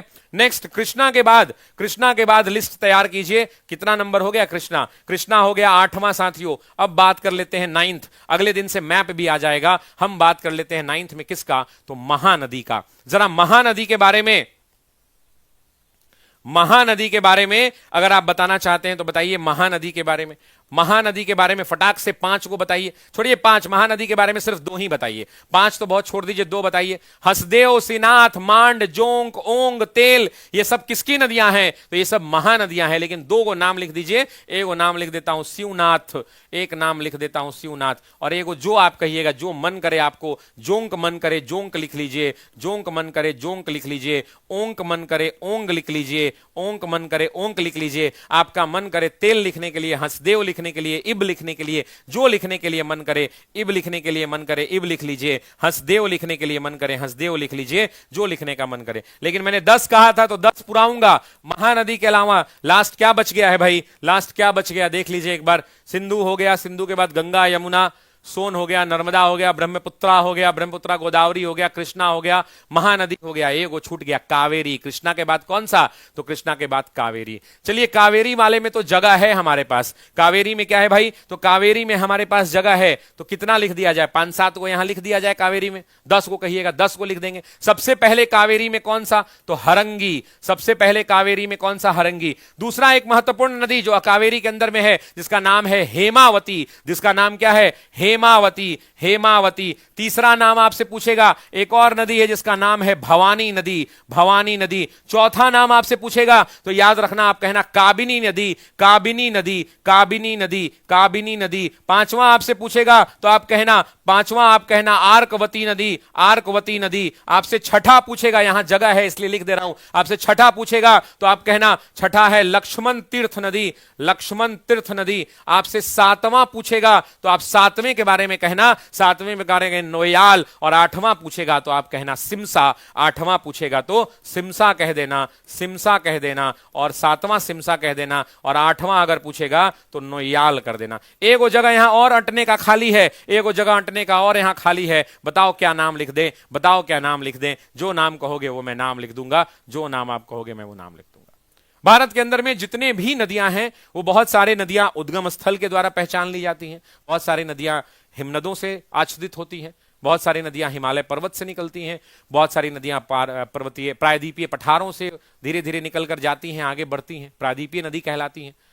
हिमालय की नदी जो होती है वो हिमनद से निकलती है। प्रायद्वीपीय पठार वाली नदियां जो हैं, प्रायद्वीपीय नदियां प्रायद्वीपीय पठार से निकलती हैं। हिमालय वाली नदियों के बारे में बात करेंगे तो हिमालय वाली नदियां 12 महीने बहती हैं, लेकिन अगर प्रायद्वीपीय पठार वाले लोगों नदियों की बात करेंगे तो वो जब मानसून आएगा, जब बारिश होगी, उस पर वो डिपेंडेंट होती है।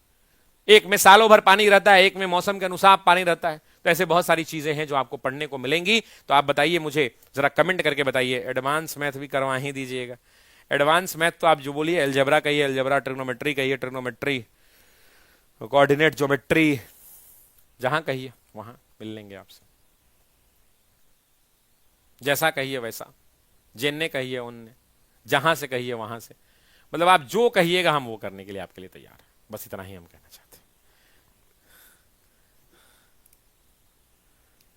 ये चैनल बनाया ही गया है, अगर आपको पसंद आ रहा है। देखो मैं जबरदस्ती घर से तो पकड़ के नहीं ला रहा हूं।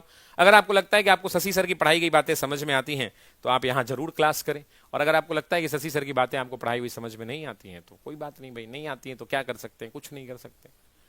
गंगा मिल जाती ना कहीं, तो गंगा, गंगा का तो हम ले चलते आज ऑपरेशन थिएटर। मेरा मूड बहुत बढ़िया था आज। गंगा का हम फोटो लगाए थे, लेकिन ये जो ऑपरेटर साहब हैं वो गंगा का क्वेश्चन नहीं डाल के दूसरा क्वेश्चन डाल दिए।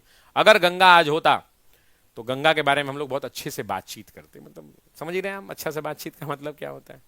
आइए आगे बढ़ते हैं। आपसे पूछ रहा है कि भारतीय संविधान में नागरिकता से संबंधित भाग किस देश के संविधान से प्रेरणा लेता है।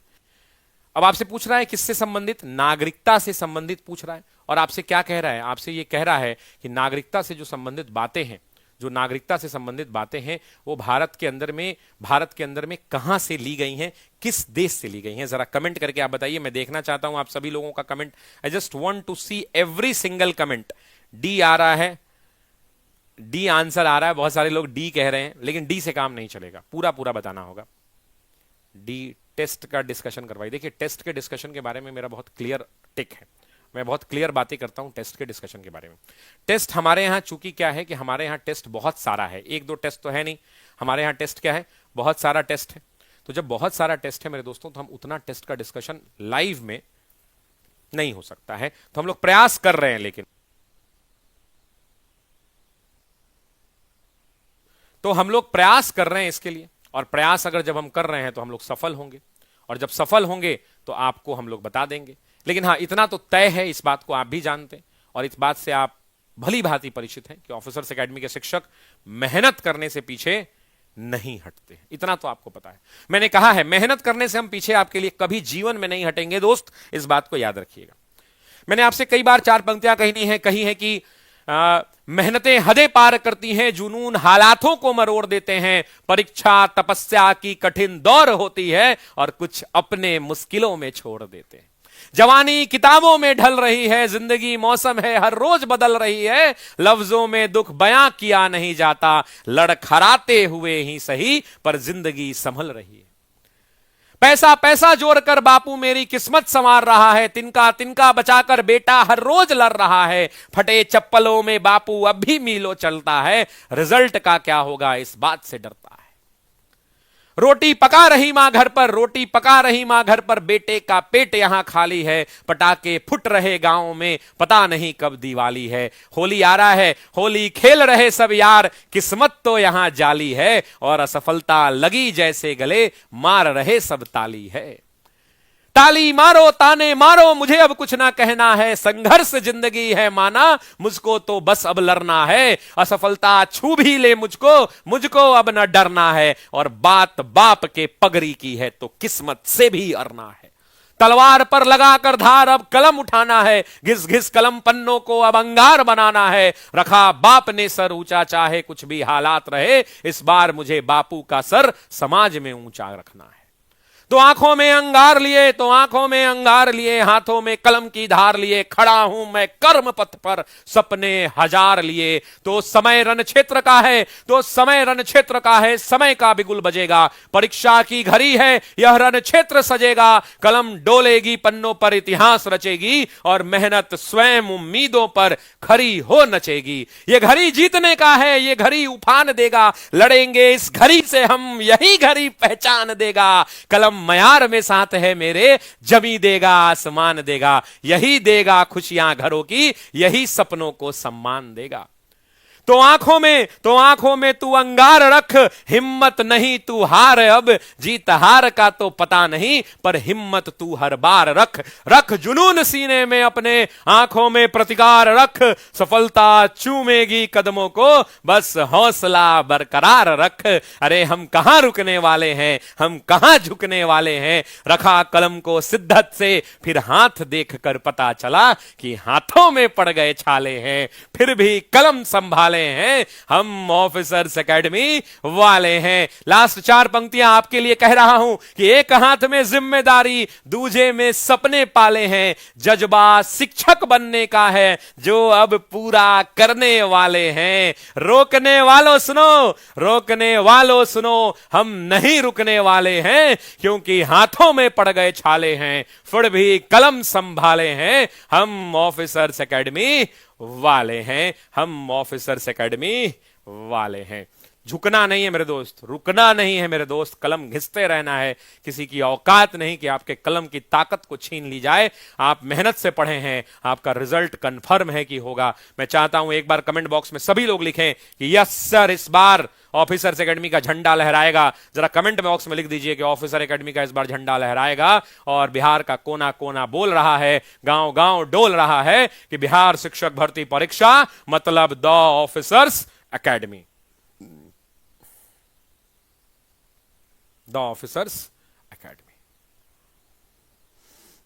बस इतना ही मुझे कहना है, इससे ज्यादा मुझे कुछ नहीं कहना है, इससे ज्यादा मुझे कुछ नहीं कहना है।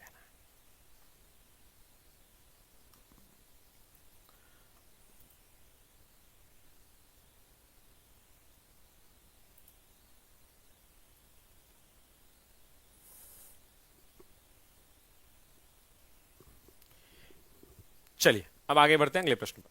आपसे कह रहे हैं कि भारतीय संविधान में नागरिकता से संबंधित भाग किस देश से संबंधित से प्रेरणा ली गई है? क्या ये फ्रांस से लिया गया है, संयुक्त राज्य अमेरिका से लिया गया, ऑस्ट्रेलिया से लिया गया है, या ब्रिटेन से लिया गया है? तो आपसे क्या पूछ रहा है सबसे पहले कि नागरिकता से संबंधित प्रावधान देश के किस देश से लिए गए?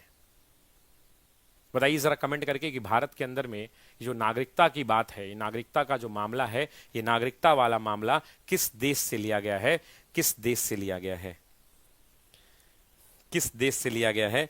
आप कमेंट करके बताइए मुझे, आप कमेंट करके बताइए कि किस देश से लिया गया है।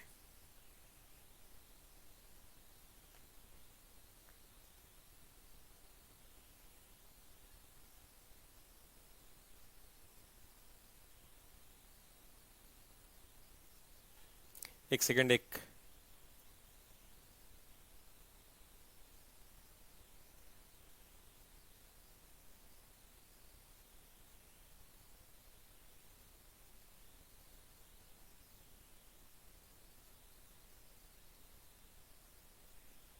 कमेंट का स्क्रीन बंद हो गया है मेरा, मोबाइल पे खोल लिया है मैंने। क्या आंसर होगा?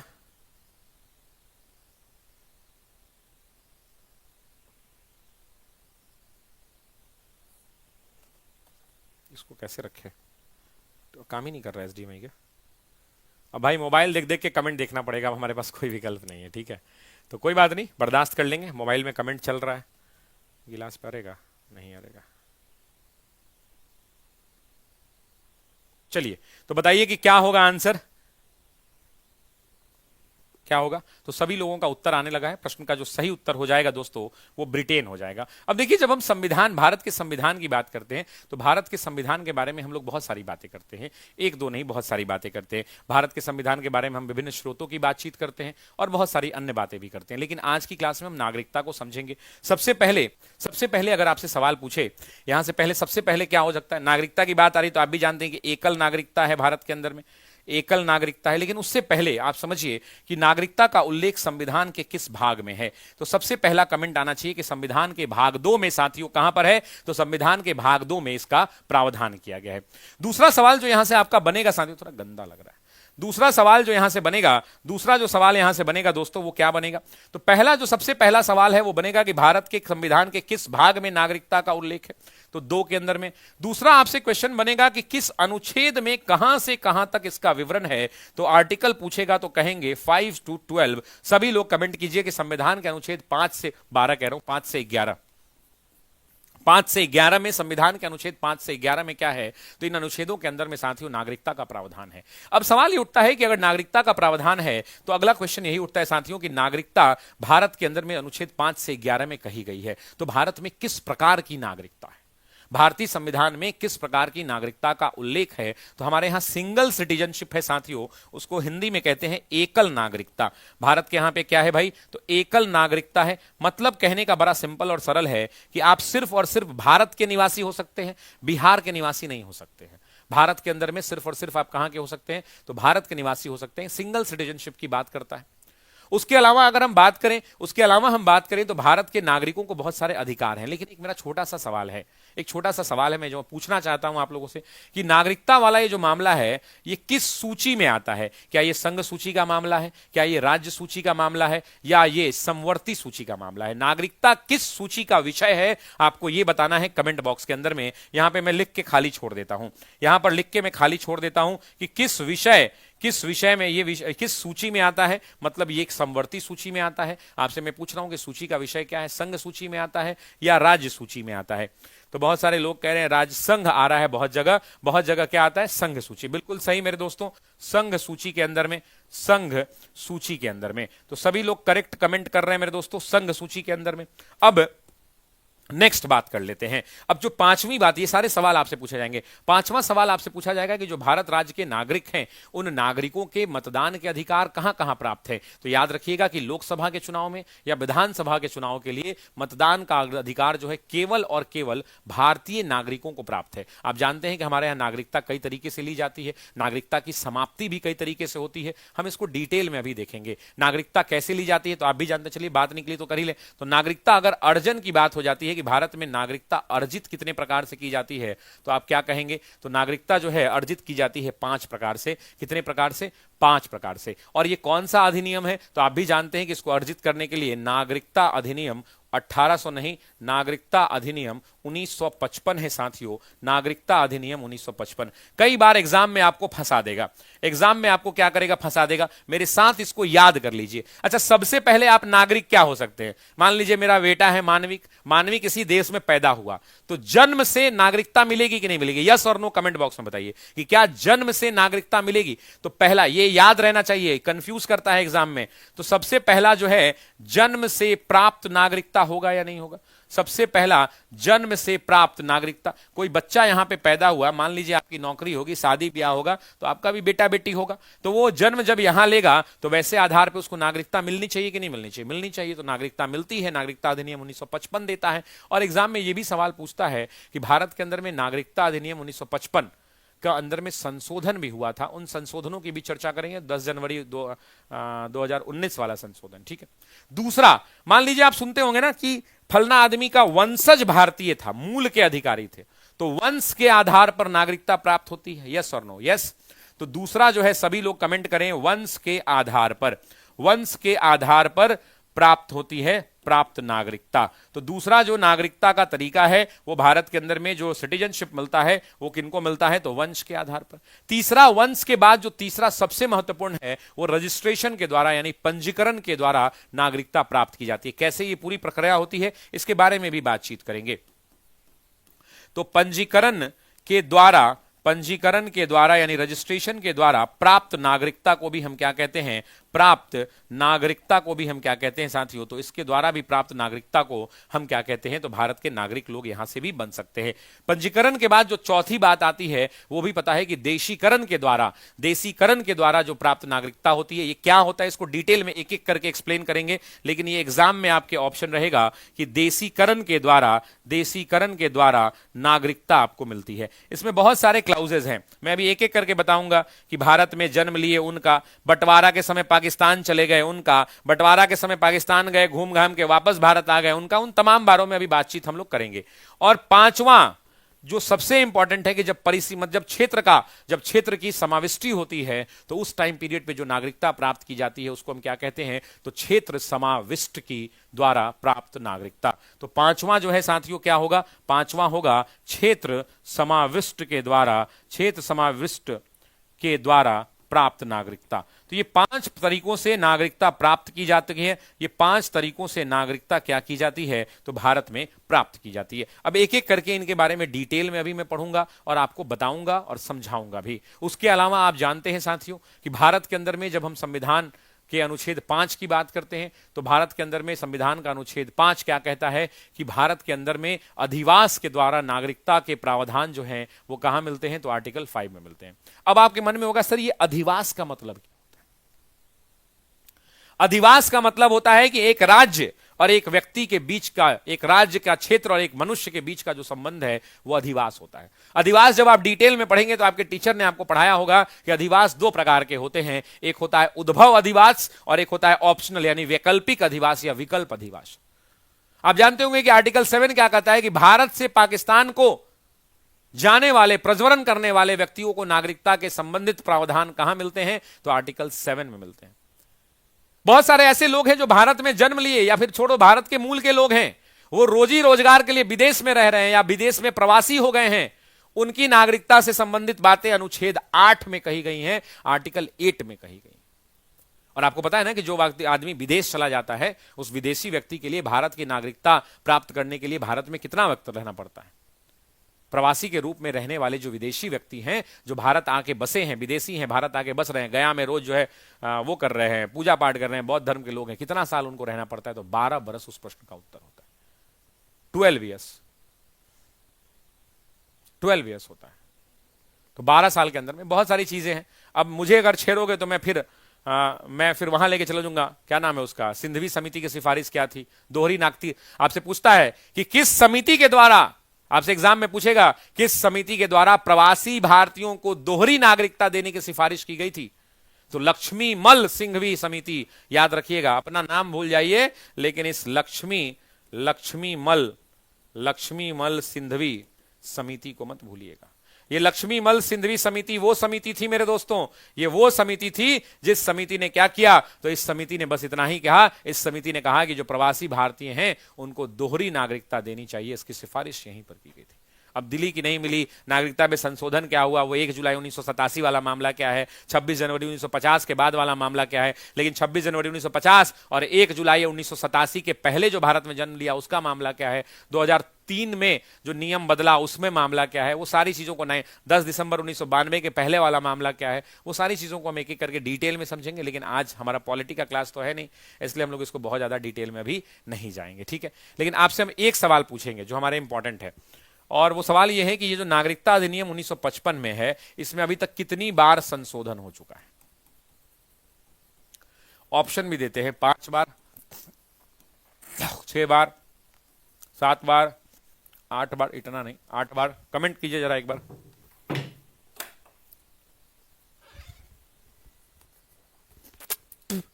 एक बार जरा कमेंट कीजिए।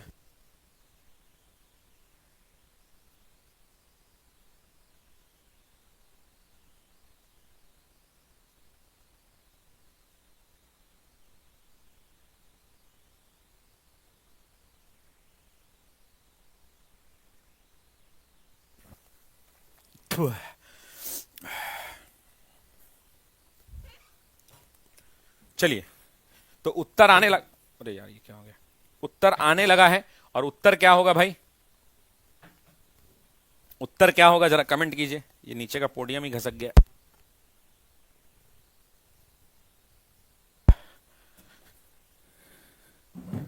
उत्तर क्या होगा बताइए। 5, 6 कितनी बार, 6 बार किया गया है। कब कब कब कब 6 बार में कब कब जरा बताना। मैं अपडेटेड नहीं हूं, थोड़ा बहुत दिन हो गया पॉलिटिक्स हुए हुए, लेकिन धीरे धीरे अपडेट कर लूंगा। ये 1955 वाले में सबसे पहला नंबर 1 1986, नंबर 2 1992, तीसरा आपको याद होगा 2003, थक गया, 2003, 2005, 2015, 2019। तो ये हो गया 1, 2, 3, 4, 5, 6। और हो सकता है कि अभी इधर मोदी जी ने कुछ किया है, सीए वाला जो है मामला।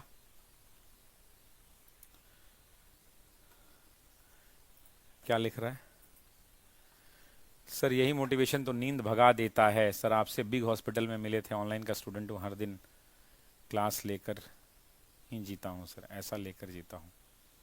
ठीक है मेरे भाई, आप मिले थे मुझे, बहुत शुक्रिया इसके लिए, बहुत बहुत धन्यवाद। आपसे मुलाकात हमारी हुई थी और हमने भी आपसे मिला था, हमको भी मिलके आपसे बहुत अच्छा लगा था, हम इतना ही कह सकते हैं, ठीक है ना।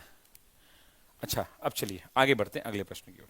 अच्छा, नागरिकता के अलावा जब बात संविधान की आती है, जब बात हमारे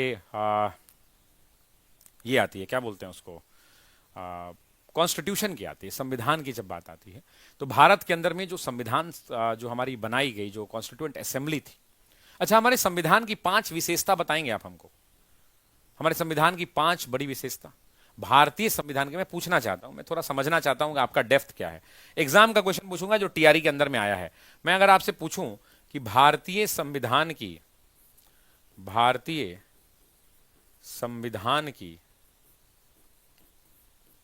विशेषता, मैं अगर आपसे पूछूं कि इंडियन कॉन्स्टिट्यूशन का विशेषता बताइए, तो आप कम से कम 5 तो बता सकते हैं ना विद्यार्थी होने के लिए। एक तो बहुत इजी, सबसे इजी आपसे क्या पूछा जा सकता है? सबसे इजी अगर कोई आपसे पूछे तो दुनिया के अंदर में सबसे लंबा एवं लिखित संविधान, सबसे लंबा लिखित संविधान,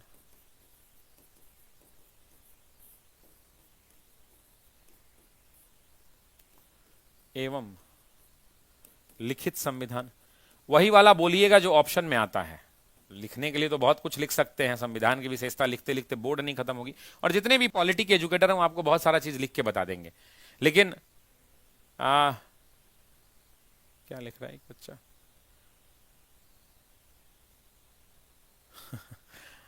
सब लोगों को याद हो गया, सबसे बड़ा लिखित संविधान। दूसरा, अगर विशेषता की बात करें तो विभिन्न स्रोतों से, लेकिन ये विशेषता में काउंट तो नहीं होगा कि ये विभिन्न स्रोतों से ग्रहण से निर्मित है, बहुत सारे अलग अलग सोर्सेज से इनको बनाया गया है, मिलाकर बनाया गया है। दूसरा बताइए, मूल अधिकारों का प्रावधान है यहां पे कि नहीं है? लचीला संविधान है कि नहीं है? लोकतांत्रिक यानी संसदीय स्वरूप हमारे संविधान का है कि नहीं? संघीय व्यवस्था के साथ साथ एकात्मता का जो लक्षण होता है वो हमारे सिद्धांत में है कि नहीं? पंथ निरपेक्ष है कि नहीं? मूल कर्तव्य हमारे संविधान का हिस्सा है, मूल अधिकार हमारे संविधान का हिस्सा है, आपात के बहुत सारे इमरजेंसी प्रोविजंस हमारे संविधान में किए गए, नीति निदेशक तत्व हैं, त्रिस्तरीय शासन की व्यवस्था है हमारे यहाँ, मूल कर्तव्यों की व्यवस्था है, स्वतंत्र और निष्पक्ष न्यायपालिका की व्यवस्था है। ऐसी तमाम व्यवस्थाएं हमारे संविधान के अंदर में। अब मेरा मन था कि रहने दिया जाए, अगर आप कहें तो रहने दिया जाए, नहीं तो देख लिया जाए इसको। ये आपको देख के बताइए तो ये कौन सा ड्रेनेज सिस्टम है, जरा बताइए तो। सबसे पहले ये कौन सा ड्रेनेज सिस्टम का फोटो लगा हुआ है यहां पे? पहले तो यही कमेंट कर दीजिए, आप बताइए। ऐसे तो आप पहचान लेंगे 2 मिनट के अंदर में। ये ना, एक तो स्क्रीन काम नहीं कर रहा है और दूसरा ये पोडियम ढीला हो गया, लक्षण आज ठीक नहीं है ना। टेक्निकल टीम अगर अनुरोध करें, अभी तो चले गए हैं आप, तो हम आज क्लास को यहीं समाप्त कर दें।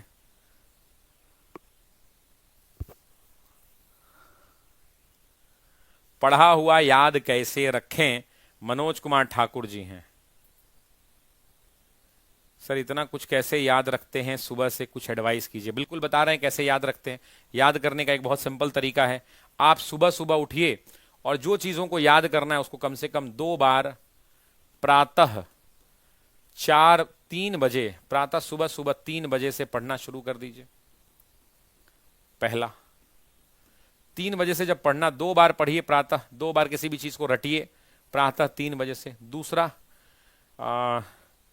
एक दवा ले लीजिए आप, क्या बोलते हैं उसको, सेरेलैक ले लीजिए आप, सेरेलैक 3 लीजिए आप, है ना। 2 चम्मच, 2 चम्मच सुबह शाम लीजिए, 2 चम्मच सुबह शाम, याद होगा आपको। तीसरा जो है आप क्या ले लीजिए, तो इमली गुट्टी ले लीजिए। इमली गुट्टी 555 लीजिएगा आप, ठीक है, 555 सुबह शाम, ये भी ले लीजिए, मतलब 2 बार 1 सुबह शाम। तीसरा के बाद जो चौथा दवाई है, वो चौथा जो आपको दवाई लेना चाहिए, वो कौन सा दवाई लेना चाहिए? तीसरा के बाद चौथा कौन सा दवाई लेना चाहिए आपको, बताइए। अब तो इसमें कमेंट दिख रहा है, दिखने लगा, फंस जाता है क्या बार बार?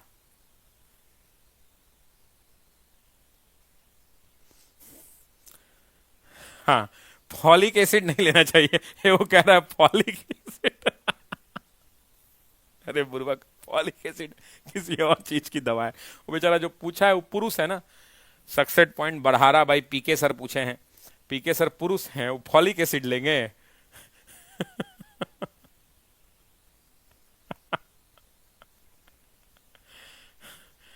अगर इससे भी कुछ नहीं हो पाए तो वैसी परिस्थिति में आप जो है एक और दवा ले सकते हैं अगर आप चाहें तो, है ना। हाँ, नेबुलाइज वगैरह करते रहिए, सर्दी खांसी का मौसम है तो नेबुलाइजर का यूज करते रहिए। वो क्या कहीं का याद करने के लिए पढ़ना पड़ता है, बार बार पढ़ना पड़ता है। चलिए ये बताइए कौन सा ड्रेनेज सिस्टम है, ये ड्रेनेज सिस्टम, ये कौन सा ड्रेनेज सिस्टम है, जरा कमेंट करके बताइए ये कौन सा ड्रेनेज सिस्टम है, विच ड्रेनेज सिस्टम इट इज। तो आप भी जानते हैं कि गंगा है, ये कौन सा है, गंगा। मैं ना इस पे कल प्रश्न कराना चाहता हूं, मेरी इच्छा है कि मैं कल इस पर जो है प्रश्न कराऊं आपको, है ना। मैं चाहता हूं कि इसके ऊपर कल हम लोग बातचीत करें, क्योंकि गंगा के लिए ना थोड़ा समय चाहिए यार, गंगा ऐसे मजा नहीं आएगा। मैं चाहता हूं कि गंगा के लिए थोड़ा टाइम ले। अभी आप मुझे कहिएगा, मैं पढ़ा दूंगा, मुझे कोई दिक्कत नहीं है, मैं तो लाइन से बोल दूंगा, लाइन से गंगा धुआं धुआं कर दूंगा गंगा में। अच्छा, गंगा कहां से निकलती, चलिए 5 बातें आपसे गंगा के बारे में पूछता हूं कि पढ़ा ही दूं, बताइए पढ़ा ही दूं।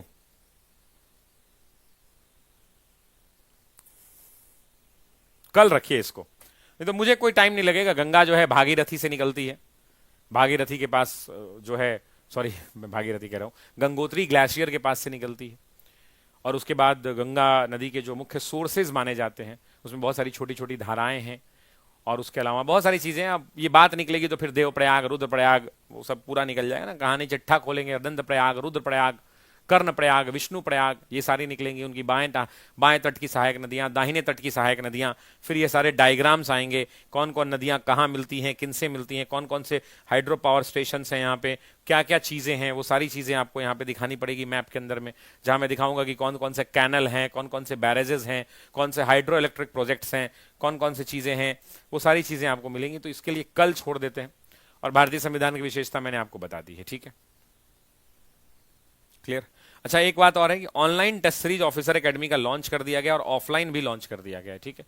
तो ऑनलाइन और ऑफलाइन दोनों सेक्शनल लॉन्च कर दिया गया है, ठीक है। तो ऑनलाइन टेस्ट सीरीज आप परचेस कर सकते हैं, 99 रुपए से ये टेस्ट सीरीज शुरू है ना।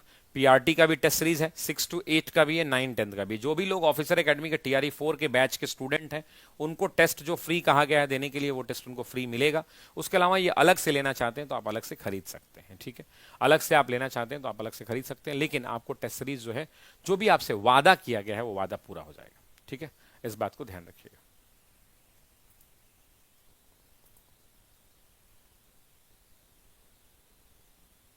कल कर लेंगे, बिल्कुल, थैंक यू सो मच। कल कर लेंगे, अभी भी मुझे कहिएगा तो मैं कर सकता हूं, कोई दिक्कत नहीं है, ठीक है। तो ये टेस्ट सीरीज लॉन्च कर दिया गया, सेक्शनल टेस्ट भी इसमें मिलेगा। सेक्शनल में टोटल मेरे हिसाब से 3 3 6 4 10 3 13 130 टेस्ट सेक्शनल है और 10 टेस्ट फुल लेंथ है। टोटल 140 टेस्ट मिलेंगे आपको, ध्यान रखिएगा। काकोड़ी का क्वेश्चन है, कल करा देंगे। आज के लिए सिर्फ इतना ही छोड़ दीजिए, क्योंकि आज मेरी इच्छा जो है, अंदर से थका हुआ महसूस कर रहा हूं, बस और कोई बात नहीं है, ठीक है। चलिए, आज के इस वीडियो में जुड़ने के लिए आप लोगों